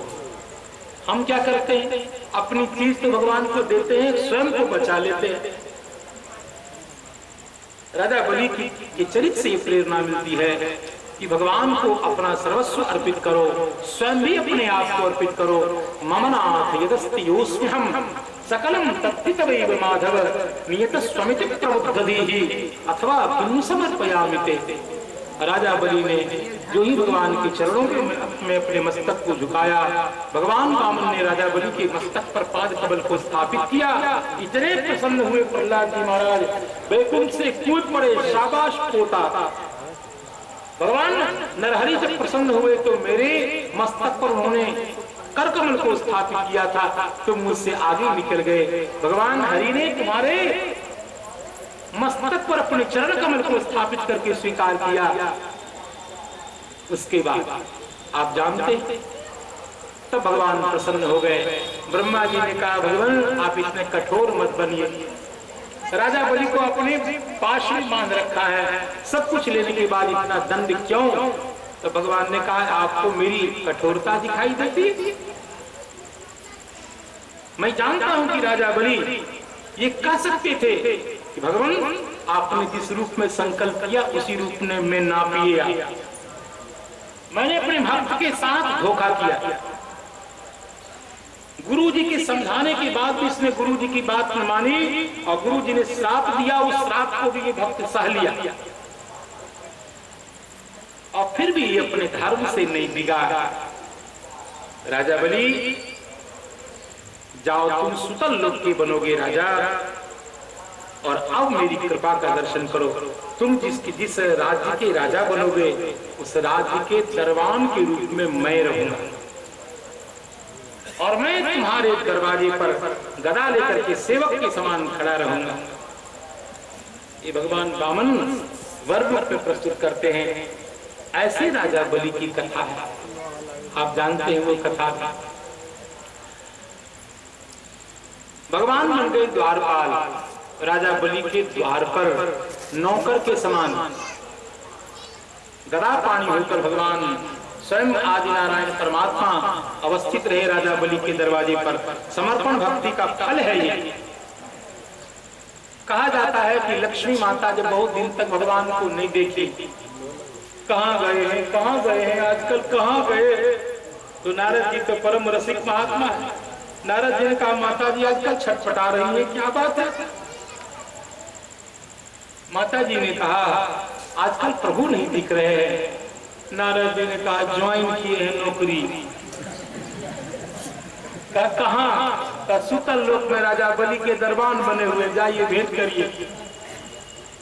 और लक्ष्मी माता, हम सबों की माँ जगन माता महालक्ष्मी सुतल लोक पहुंची और वहां देखा भगवान दरबान बने खड़े, द्वारपाल बने खड़े हैं। तो लक्ष्मी जी ने कहा चलिए। भगवान ने डांट आपको बात करनी है तो मेरे मालिक से बात करिए। लक्ष्मी जी समझ गए। लक्ष्मी जी एक ब्राह्मणी का रूप धारण कर लेती हैं। राजा बलि के यहाँ जाकर के धर्मवान बन गई और वहीं रहने लग गई। और जब रक्षाबंधन का पवित्र काल आया तो राजा बलि ने कहा अपनी लक्ष्मी स्वरूपा धर्मवान ब्राह्मणी को कि बहन आज रक्षाबंधन है, राखी नहीं बांधोगी? तो धर्म बहन बनी हुई लक्ष्मी माता ब्राह्मणी रूप धारण करके जो वहां रह